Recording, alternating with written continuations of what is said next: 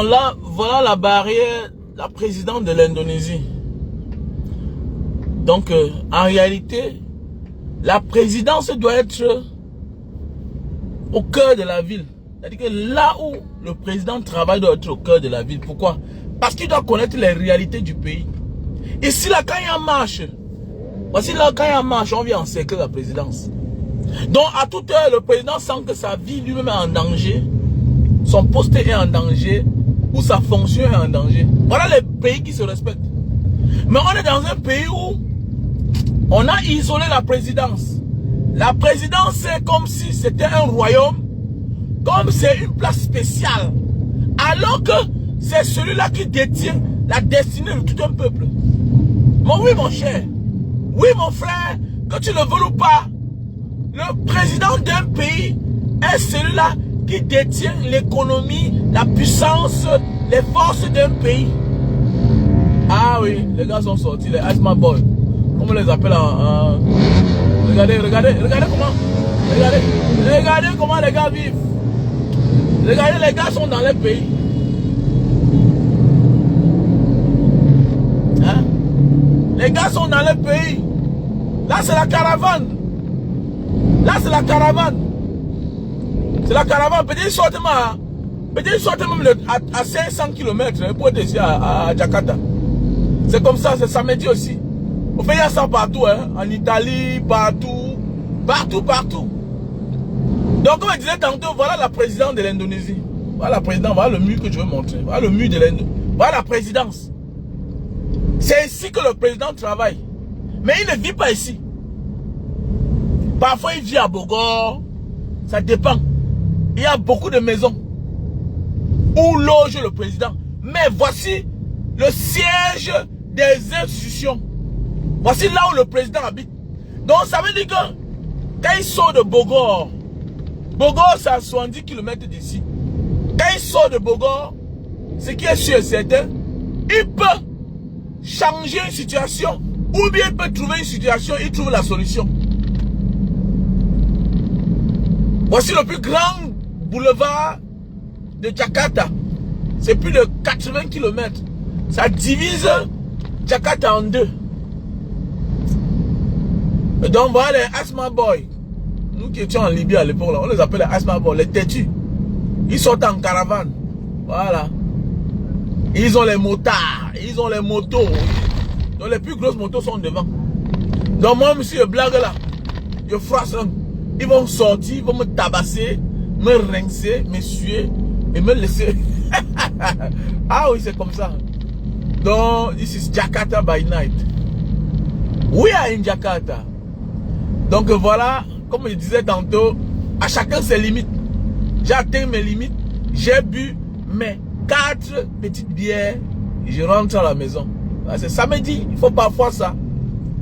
Il faut parfois ça. Voilà. Je suis l'un des Camerounais qui peut taper un mois sans venir au Carrefour. Sans venir voir mes frères. Regardez les gars, regardez les gars. Comme vous les voyez là, ils ne sont pas de Jakarta. Hein. Ils sont seulement là. Voilà, ils sont en caravane. Voilà, ils sont en moto, tout le monde. Voilà. Donc là, regardez comment tout le monde respecte le feu rouge. Ah oui, là, ils ont, les gars sont partis. Ah oui, c'est les hommes sans loi. Ah, mof. Les gars, eux-mêmes, ils se cherchent. Ouais, ouais. Eux, ils se cherchent. Regardez là-bas devant. Comment il y a le feu rouge, mais les gars ne traversent pas. Mais là, c'est les boys. Eux, ils vont que traverser. Ça, c'est les boys. Ça, c'est les boys. Ça, on les appelle les hors-la-loi. Ils sont partout, non? Dans tous les continents, on les trouve. J'ai peur du flash. Je tente là. C'est le problème.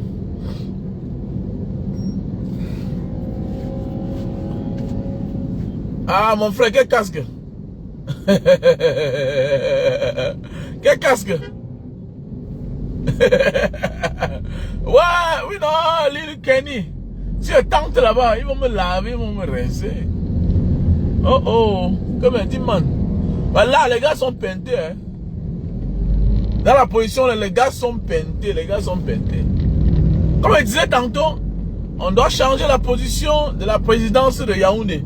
Parce que ça ne donne pas. Le président doit vivre là où les hommes vivent. Il doit traverser la ville avant d'aller au travail.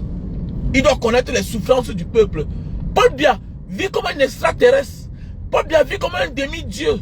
Il n'est pas au courant des histoires des Camerounais. Il n'est pas au courant des quotidiens des Camerounais. Donc, il vit là-bas à étudier. C'est là où il travaille. Dans une forêt.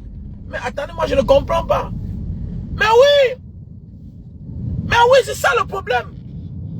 Il a dit à mon frère, dis-moi, entre toi et moi là, entre vous et moi, dites-moi un peu, imaginez un père qui n'est pas au courant de ses enfants, il ne peut rien faire. Il ne peut rien faire. L'autre jour, ma fille allait faire le sport. L'autre jour, le sport du probatoire. Ma fille allait faire le sport du probatoire. Le matin, sa mère et elle font une photo, on m'envoie. Là-bas, le matin, au Cameroun, ici il est 12 h. J'ai dit, mais je te vois en tenue de sport, tu pars où? Elle me dit, papa, j'étais écrit hier soir. Et, ah, c'est sûr, je dormais, je n'ai pas regardé. Ok, oui papa, c'est mon... Je m'avais fait le sport du probatoire. Mais, elle dit que, mais attendez, mais la tennis là, ce n'est pas une tenue de sport. D'abord, ça coûte cher. Ce n'est pas une tenue de sport. C'est quoi? Elle tape la bouche. Elle tape la bouche. Au lieu de me dire qu'elle n'a pas de tenue de sport, la mère a peur. Ah, je vais réagir. J'ai directement enchaîné. Tu n'as pas de tenue de sport. Parce que la tenue, ça coûte cher. Ce n'est pas même pas une affaire que ça coûte cher. Mais ce n'est pas une tennis que tu peux courir avec. Vous connaissez un peu les tennis là. Il y a souvent les tennis que tu prends. Il y a souvent les soldes ici là. Ah, tu vois une tennis, les versions Louis Vuitton bizarre là. C'est tennis, mais ce n'est pas tennis. Voilà. Il y a souvent certains tennis là bizarres là, dans certaines marques ici là. C'est tennis, mais c'est pas tennis. Voilà. Ado. Voilà, Ado. La marque Ado là. Voilà, c'est une tennis marque Ado. Voilà. Donc, ils ont le tennis parfois, mais ce n'est pas tennis. Tu peux pas courir avec quelqu'un, mais comment? Au lieu de dire qu'elle n'a pas de tennis. Donc, tu vois que quand un homme est au courant du quotidien de ses enfants, il est obligé de faire quelque chose. Pour quelque part, Paul Biya, comme vous le voyez là, il n'est pas au courant du quotidien des Camerounais. Hein? Ah oui. Regardez là où il vit. Regardez là où il vit. Voilà le pourquoi quand le bon monsieur dit qu'il voyage, le bon monsieur sort, il voyage, on bloque partout, on ferme partout. Mais oui, on est obligé d'arranger la route où il va passer. Lui, il sait que c'est comme ça que le Cameroun est. Lui, il sait que dans sa tête que c'est comme ça que nous on vit là. On n'a pas de problème de route. On l'a enfermé, on l'a pris en otage depuis. D'abord, lui-même, c'est un paresseux. Il faut dire la vérité, c'est un paresseux. C'est le Camerounais le plus paresseux de tout le monde entier, Paul Biya. Oui, c'est le Camerounais le plus paresseux.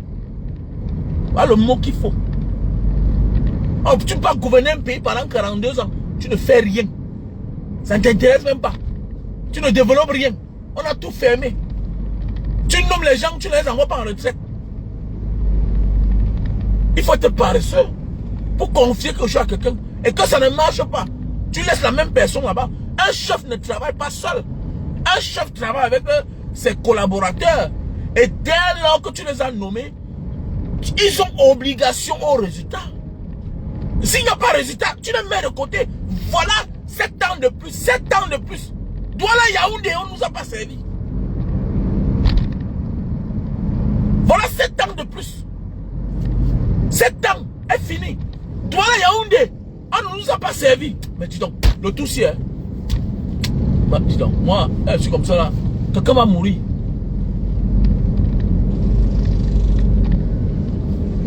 Voilà, 2018. On était en chantier. L'axe lourd, Douala Yaoundé. Voilà 2025. Ah, monsieur, tu nous as trop escroqué. Tu as exploité les Camerounais. Tu as escroqué les Camerounais. Toute ta famille vit bien. Les Camerounais souffrent. Tu dis que tu es président, que tu as prêté serment. Ah, ma foutu, arrête-moi ça, dis donc. On va taire tout cela. Police, comme tu as dit qu'on va gâter tout. Et les vivants vont arranger après. Et c'est comme ça. Ouais. Il a fallu que ton père meure dans la pauvreté pour que tu vois comment ton père a souffert. C'est ça qui a impacté dans ta vie. Que tu te battes pour être ce que tu es. Les gens doivent mourir pour que le monde avance. Ici, là, il y avait un dictateur. On l'a débarqué. Il a tué. On l'a déposé à terre. Aujourd'hui, on a un pays, les routes partout. Regardez, je roule là, il n'y a pas de problème. Je quitte ici là. Je m'en vais à Djokja. 800 km sur le goudron. Oh! Je quitte ici là. Je m'en vais à Bali. 2500 km sur le goudron. Attends, 2500 km. Bali, c'est 4000 km sur le goudron. 4000 km. Nous, on fait le gaspillage. C'était une erreur. On a porté les Mercedes 350, 500. On a amené au Cameroun. Voilà ça. Le moteur meurt même pour rien. Tu crois que c'est pour rien que les Cayennes tombent en panne? Ça a roulé où?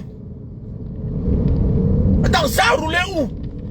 Tu apportes une voiture, une ML, une Cayenne, une VX, une V6. Tu pars où avec? Une GL, tu pars où avec? Il n'y a pas de route. C'est les voitures qui roulent, ça demande de la route. C'est les voitures de 2000 km, 3000 km, 4000 km. Oui, c'est possible. Mais oui. Est-ce que tu sais que moi j'ai fait Douala, Bertois. Douala, Bertois. 4 heures de temps. Moi j'ai fait Douala, Bertois. 4 heures de temps. Avec ma voiture. Donc les routes là, s'il y a la route veuve là, une Mercedes 350 ML, mon ami, ça a 1h40 minutes. Parce que monsieur, je pars à 180 à l'heure. Ça ne bouge pas. Parce que c'est une bolide. Ça pèse 3 tonnes, 4 tonnes. Ça veut dire que ça pèse 3 tonnes, 4 tonnes. Donc quand je suis sur la route, ça demande la route. Mais au Cameroun, tu vas accélérer comment? Moins d'heures, c'est un tournant. On a raté à tous les niveaux. Moins d'heures, c'est un nid de poule. Moins d'heures, tu trouves la carrosserie d'une voiture qui est là. Le tout si là. Le tout si là. Dis donc, petit frère, si tu t'engages pas, tu sais que tu ne sais pas où tu es en train de partir. Tu sais, l'éveil de la conscience dépasse tout. Tu as compris la vie. Tu as compris ce qu'il fallait. Nous ne sommes pas des paresseux. Francine Nganou nous a montré. Voilà un beau ailleurs. Le tout, si ce n'est pas un diplôme, oh. C'est un beau ailleurs. Le Camerounais, c'est un peuple, c'est un garçon béni. Oh. Le peuple camerounais est béni. Mais il a un problème d'orientation. Ça veut dire que si on installe tous les outils au Cameroun, il y a des milliers de personnes comme Francis Nganou. Tu ne peux rien s'il n'y a pas l'accompagnement des pouvoirs publics. Les pouvoirs publics qui veut dire l'État. Rien ne peut marcher si ce n'est pas la volonté de l'État, petit frère. On n'est pas des paresseux. Le Camerounais est vaillant. Quand tu regardes notre peuple là, il ne peut pas nous parler fort. C'est pourquoi notre situation implore tout le monde, ébahit tout le monde. Tout le monde wonder sur notre situation. Mais comment les Camerounais, parce que tout le monde connaît. Je rencontre les Indonésiens ici là. Et j'ai rencontré un Indonésien qui vit en France. Il dit à ses frères que faites attention. De tous les Africains, il faut respecter les Camerounais. Ses frères disent pourquoi? Mais fais attention. En Europe là-bas, là où je suis là-bas, mon frère, ce sont eux les patrons. Hein. Même dans les affaires, dans le sport, d'abord, n'en parlons plus d'abord. Dans tous les domaines, tu vas les trouver. Les Camerounais. Un Indonésien. Et vous savez que le premier pays où ils ont pu immigrer avec les conventions de la colonisation, c'est qui? C'est où? C'est la Hollande. Voilà le premier pays des Indonésiens. C'est là où tu vas trouver la plus grande immigration indonésienne. C'est en Hollande. Parce qu'ils ont été colonisés Pendant 400 ans, par les Indonésiens, par les Hollandais. Voilà pourquoi quand vous dites qu'il y a les Hollandais, il y a les Européens indonésiens là. C'est les Hollandais. Mais oui. Vous parlez quoi? Vous avez qui n'ont pas de sens. 2025 là. Ce n'est plus la fin de blagues, petit frère. Ce n'est plus les blagues. Donc quand ça amuse, on va couper sa main, on va mettre à terre. Eh, laisse ça, disons. Les gens vivent gratuitement, ils nous naguent. Ah oui. Ils vivent gratuitement. Petit frère, tu souffres pour rien et ils ne travaillent pas. Les caisses de l'État les appartiennent. Est-ce que vous savez ça? Voilà ce qu'on appelle le fait. Voilà ce qu'on appelle le fait. C'est l'escroquerie à outrance. C'est l'abus même. Voilà les gens qui ne nous servent rien. Ils sont là, ils vivent bien. Les enfants vivent bien. Les enfants ont les passeports diplomatiques, petit frère. Peut-être vous ne comprenez pas. Tous ces ministres, vous voyez là, ont les passeports diplomatiques. Bah, mais maintenant. Yeah.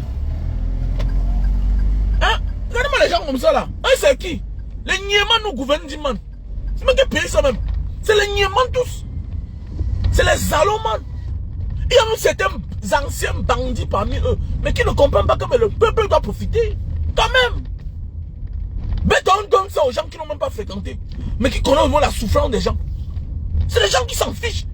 Non mais les idiots comme ça, ils sont dans les francs-maçonneries, ils ne contrôlent rien. Franc-maçonnerie, mais chaque jour, on les jésit chaque jour, non mon frère. On les jésit chaque jour. Hein? J'ai un franc-maçon avec qui je faisais le business de pile à l'époque. J'avais trouvé un client, il avait trouvé quelques clients angolais. Mais dis donc, les francs-maçons, il me disait souvent que I'm in the meeting, je parle, mais je vois les gens avec les torches, avec les histoires là qu'on met là, que c'est la bavoie, tout ça là. Il dit, mais regarde-moi celui-ci là. Comment on va dire qu'il est grand maître. Mais attendez, regardez comment il est. Dans Manao, comment c'est. Dans Manao, comment c'est. Qu'au franc-maçon. Le jour qu'on les arrête, ils sont en prison, ils deviennent comme les rats. Où est Mebengo? Il n'est pas couché comme un petit rat. Qu'au franc-maçon. Ah, disons, fichez le camp avec ça, dis donc. Regardez-moi les gens comme ça là même. Hein? Les hommes, femmes comme ça là qui viennent emmerder les gens, qui font à ce que nous on souffre. Et vous êtes là, vous les regardez comme mes petits frères fichent le camp. Ils ne sont rien. Comme un ministre, il n'est rien. Qu'il est général. Ils ont l'air d'être général au Cameroun là-bas. Ils ont l'air d'être général. Un pays comme ça là que rien n'avance. Tu vois comment un ministre manque le respect à tout un général et rien ne se passe. Tu as vu ça où? Donc les gens qui volent, dis donc, Samuel Eto'o, vas-y de l'avant, ne les abandonne pas. Moi-même là au départ, non, je disais que il faut que tu démissionnes parce que j'ai peur pour toi. Parce qu'ils vont te ridiculiser. Mon frère, Sagat, c'est le Sagat. Sagat. Dis-le qu'ils ont aussi volé. Et les voleurs ne te donnent pas de leçons. Mais c'est vrai. Ah, le moustachu lui-même, c'est un bandit. On a trouvé l'argent dans sa maison. Hein? Les enfants sont en prison. Ils ont volé 115 millions. Qu'est-ce qu'un homme, un ministre fait avec 115 millions? Dans un pays normal, tu peux comprendre ça comment? L'argent qu'on trouve dans ta maison, ça veut dire que c'est l'argent qu'on n'a pas déclaré. Il n'y a pas les caisses. Il n'y a pas les caisses de l'État. Il n'y a pas le trésor public.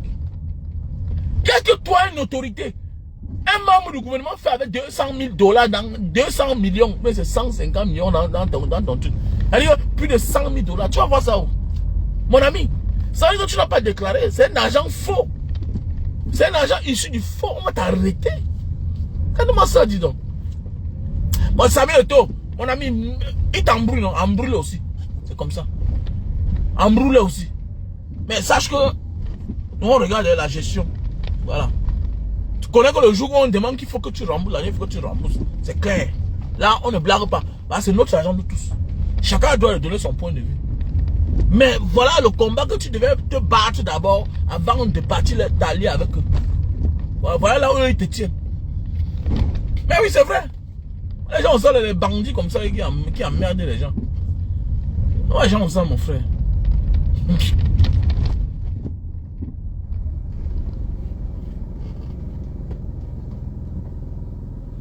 Voilà aussi tous les gens. Tous les gens. Quand on parle des choses, ils me demandent quelle est l'heure te sert à quoi? Ce que je parle qui t'intéresse ou bien c'est l'heure qui t'intéresse, petit frère. Pas toi, notre allemand. Et c'est mon bon petit. que Paco Rabanne bis bis. Paco Rabanne. Les marques des autres. Tu es un Africain. L'heure te sert à quoi? L'heure te sert à quoi? Hein? On parle de l'histoire de notre pays. Que 2025 là, c'est demain là. Que chacun doit aller s'inscrire sur les listes électorales. Tu me demandes l'heure. Qu'est-ce que j'ai à foutre avec l'heure? Hein? Google te sert à quoi? Tu connais que Mbanga Diaspora est en Indonésie. Tu me parlais taper sur Google. Que bon, comme tu vois là. Voilà tous les mêmes gens, on sait là que. Voilà les soi-disant fans que parfois je bloque. Je bloque pourquoi? Parce que. Je bloque souvent parce que je vois certaines personnes. Mais voilà un gars que. Mais il fait les commentaires. Parfois tu sens que non. Celui-ci là, je le connais pas, mais c'est un boy. Mais. Après tu me vois Indem. C'est comme le mauvais bébé. Et c'est le mauvais bébé. Je vois là, il parle de Jésus, mais petit frère, donc ça veut dire que tu es un mougou. Attends, petit frère, c'est un mougou. Tu dis que la tradition africaine, c'est la sorcellerie. Que c'est ton Jésus. Tu commences à faire peur. Je vais te répondre parce que je me rends compte que tu es un petit frère. Il ne doit pas te répondre, mais il doit te répondre. Il doit te répondre. Et fais attention. Voilà. Tu réponds bizarre. Il faut te traite correctement. Tu dis que tu ne peux pas, non. Je suis un gars de Mbanga. Je suis un gars de Mungu. Le monde nous appartient. Voilà. Donc, fais attention. Voilà un client comme ça là. Tu dis que quoi? Que la tradition c'est la sorcellerie. Jésus là que tu vois là. Il me concerne à rien. Il ne sert à rien. C'est le Dieu des autres. J'ai mon Dieu qui est un sien. Qui est ainsi. Et en français c'est Dieu. Nous on croit en Dieu depuis les années. Nous on croit en Dieu depuis les années. Avant la venue de tous ces gens, on existait. Le pharaon les a tapés, les a fouettés. Ils ont fui. Ils ont fui. Le pharaon était le patron. Le pharaon était le patron. Ils ont tout volé chez nous en Afrique d'abord. Mais des fois tu vas t'égarer. Oh Jésus, que la tradition c'est la sorcellerie. On doit t'arrêter, on te chicote pour ce que tu as dit là. La tradition c'est la tradition. Même les histoires de Jésus là c'est la tradition. L'islam c'est la tradition des Arabes.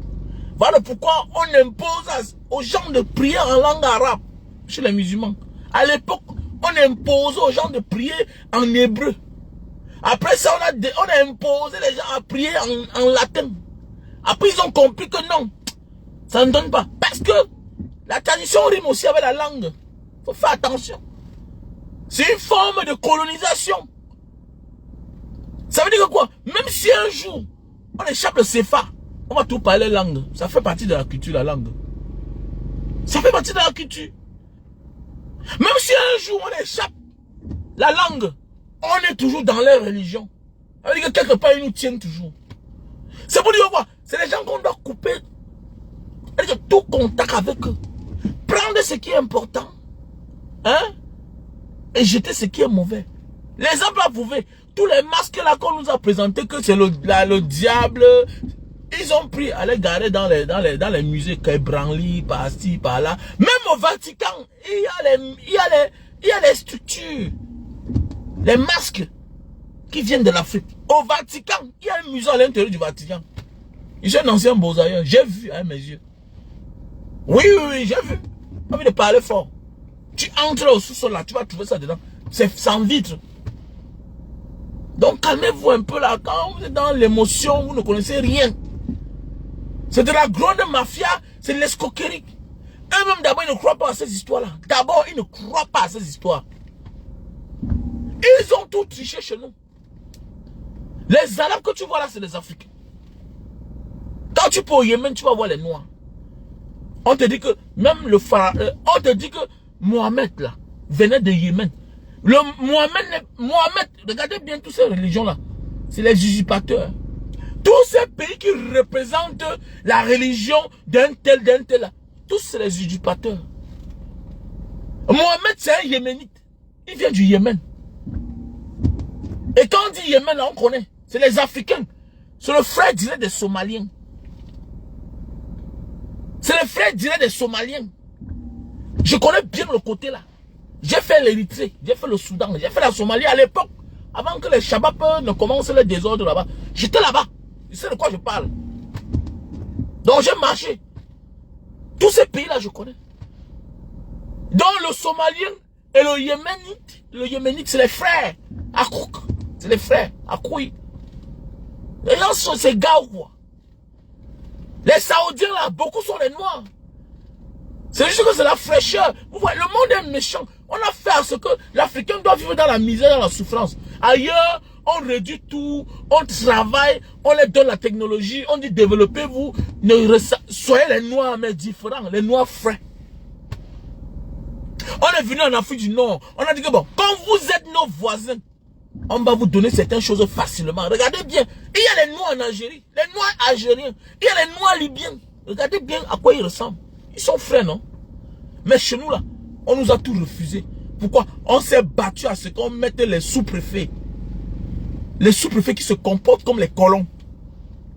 C'est facile qu'on te tue là, on te jette dans la rue. Petit frère, faut te veiller. Je ne t'interdis pas. Crois tes histoires là, mais n'oublie pas ta tradition. C'est ton repère, c'est ta référence. C'est ça qui va tout te faire rentrer à la maison. Regardez bien là, ils se tiennent. Un juif fait n'importe quoi. Il sait qu'il a son petit chapeau. Quand ça ne va pas, il porte, ça il met dans sa tête. C'est sa tradition. Ils ont tout volé chez nous. Regardez bien les chapeaux qu'on nous porte là. C'est la même chose. Et il n'y a rien de nouveau sur la terre. On a volé quelque part. Vous voyez les juifs là porter les petits chapeaux, ça sort d'où? C'est nos chapeaux. Vous voyez les toitures en pyramide là. Tout ça. Vous croyez c'est quoi? Nous sommes les Égyptiens. Regardez à l'ouest. Regardez les formes. Vous croyez que ça ment? Est-ce que ça peut mentir? Est-ce que ça peut mentir? Regardez les pyramides. Regardez les toitures de l'ouest. Mais dis donc, mais vous égarez quoi là même? Hein? Les escrocs comme ça là, ils nous ont embrouillés. Ils nous ont bernés. Faut faire attention. Hein? Faut faire attention. Voilà. Nous on atteint l'air où celui qui va blaguer là, il va confirmer. On ne doit pas le dire seulement. Il doit confirmer le code. Voilà. On atteint l'air là. Que celui qui va blaguer va lire là. Ah, il va lire, on va le trouver dans sa maison dans la nuit. On dit que bon, tu as dit quoi là? C'est plus le temps de blaguer là. Laissez-moi vos histoires là. On a un autre pasteur là-bas. Moi, c'est quand je vais rentrer au Cameroun que je vais l'attaquer. Vrai. Que oui, c'est docteur Raoul. Voilà aussi l'autre depuis la Martin Camus. Martin Camus, depuis qu'il est sorti de la prison, vous voyez, il y a des gens qu'il faut. Il faut un petit problème pour qu'il soit égaré. Que Jésus, matin, midi, soir, Jésus. Martin Camus, c'est ça? Jésus. Regardez, après là, tu découvres ta part de Dieu. Le mauvais Dieu même. Regardez-moi celui-là aussi. Martin Camus. Tous les jours, Jésus. Passez votre temps à faire la talakou. Ce qu'on fait là, c'est la mendicité. Que homme de Dieu, le docteur Raoul, c'est Raoul Wafou, tout ça. Vous ne vous posez pas la question, mais qu'est-ce qu'il a même amené s'installer en Côte d'Ivoire? Il fait quoi là-bas? Il fait quoi? On va vous attaquer. Toute personne qui va s'attaquer à la tradition africaine. Parce que vous ne pouvez pas vous attaquer à l'islam en Côte d'Ivoire. Vous savez. On doit vous gérer. Vous prenez vos histoires de christianisme là. Vous venez chez vous au Cameroun. Parce que là-bas, c'est le laisser aller. Est-ce que tu peux parler mal de l'islam quand tu parles de la tradition chez nous là-bas? Est-ce que tu parler mal de la tradition au Sénégal? Est-ce que tu parles au Sénégal, tu dénigres les marabouts? Mais tu sais ce qui va t'arriver? Les Sénégalais, c'est les musulmans, non? Est-ce que tu parles là-bas, tu parles mal? Tu parles mal d'un marabout. On va te traiter. On va même t'arrêter.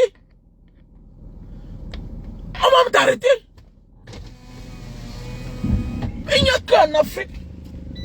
Il n'y a qu'au Cameroun que chacun peut venir faire comme il veut, dire ce qu'il veut, devant les affamés, et on l'accepte. Mais c'est clair, tu as fait ça où? Mais arrêtez-moi ça. Arrêtez ça. Tu vois les gens partent là, ils viennent parce que, mais laissez ça, nous on a loué, à l'époque là, quand nous on louait les avions ici là, qui étaient là. On a loué l'avion ici là. Et les avions de 100 places là. On a comme ça là, 200 000 $ dans le sac. Il faut qu'on voyage. On arrive là, on vous dit qu'il faut 50 personnes pour que les gens voyagent. On paye tous les 50 personnes. C'est vraiment des gens comme ça là. Tu parles au Sénégal, tu tiens les gens le langage là. Quand je suis parti, j'ai détruit la maison des crânes. Et il sort au Cameroun là. Il est au Cameroun, il parle ça. Donc, c'est qui? On appelle c'est Raoul, c'est référence Raoul Wafou. Ah, c'est celui qui s'attaque à la tradition africaine. Je serai violent avec lui. Dorénavant. Je vais les traiter de tous les noms et ils ne peuvent rien me faire.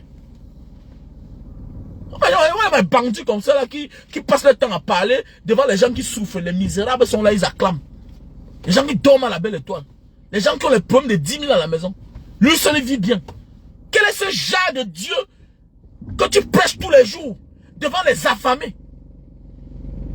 Les enfants, ils ne sont même pas cohérents. Quel est ce genre de pasteur qui vous parle chaque jour? Votre vie ne fait que s'empirer, la misère. Il y a un gars là qui m'a attaqué, qui m'avait écrit une fois que grand frère, vraiment, la révélation, c'est général, c'est général qui, c'est qui, c'est quoi. Ah. Il m'appelle, mais que grand frère, ma mère, ça va mal. Et que, mais pas ta mère a dit que c'est celui qui avait fui le Cameroun là. Que le professeur, c'est le prophète, c'est qui. Mais attendez, tu es où? Il m'a dit qu'il est en Russie. Après, il dit ok, on va voir ce qu'on va faire. Après, il m'a dit grand frère, vraiment, la main est morte. Mais voilà des gens. Hein? La main est morte. Il dit que la main est morte. Hein? La main est morte, c'est quoi ça? Faut arrêter ça, dis donc. Les bandes de bandits comme ça là. Voyons ça là. Les bandits. Hey, faites vos histoires là, ne vous attaquez plus à ce qui est sacré pour nous. C'est clair. Et tout ça aussi, c'est les chefs de village là. Qui laissent ce genre de langage là. Les États pareils. C'est ça. Chaque jour on célèbre le Ngondo. Quel est ce pays là? Pourquoi on célèbre le Ngondo alors? Le Ngondo c'est la tradition. Pourquoi on célèbre le Ngwan? On célèbre le Ngwan. C'est la tradition. Comment vous laissez un petit minable, quelqu'un qui n'a rien, parce qu'il vit un peu bien, il n'est rien. Mais c'est qui? C'est les débrouillards. Tout ça c'est l'exé. Il disait les hélicoptères, tu n'as rien. Tu n'as rien.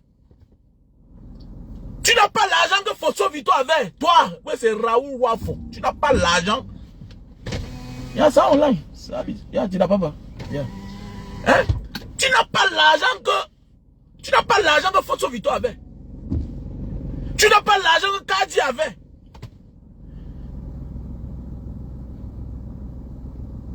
Il n'y a jamais eu un milliardaire en Côte d'Ivoire qu'au Cameroun. Les milliardaires camerounais sont des traditionnalistes. Ils ont mis l'homme sur terre. Même jusqu'à maintenant là, à Freeland First Bank là, le docteur Pokam Komeni, c'est le milliardaire francophone. Ou bien si ce n'est pas lui, c'est Dampulo. Les Dampulo, c'est des traditionnalistes. Tout ça c'est l'exé. J'ai conçu l'église, tout et tout. Parce que nous sommes sur la terre, il y a une forme de mafia qu'il faut respecter les codes. Il faut respecter les règles de la vie. Regardez les gens comme ça là. Les rientons. Ce qu'il fallait faire quoi, petit frère? Il n'y a rien dans ça. C'est moi qui vous parle, petit frère. Moi, j'ai loué l'avion à l'époque. J'ai loué l'avion, moi. Moi, j'ai loué l'avion à l'époque. C'est rien. Il ne peut pas acheter l'avion. Il a quel avion? C'est la location. On loue. Tu peux prendre un avion de 100 places, tu payes. Ça dépend des distances. Tu payes. Il y a les sociétés de location d'avion. Ils viennent taper l'exo aux gens et puis, arrêtez ça. On a atteint le niveau où tu vas venir comme ça, tu parles un mauvais mot là. Tu ne sors pas du pays. Que le pays là change la vraie là. Ils ont seulement un ministère de la tradition, comme au Sénégal. Ils ont un ministère. Et on va apprendre à respecter les gens. Les gens ont ça là. Les gens ont ça, mon frère. Un pays où chacun peut venir dire comme dit ce qu'il veut, comme il veut, et puis on le laisse y part. Là, vu ça où? Co-révérend docteur.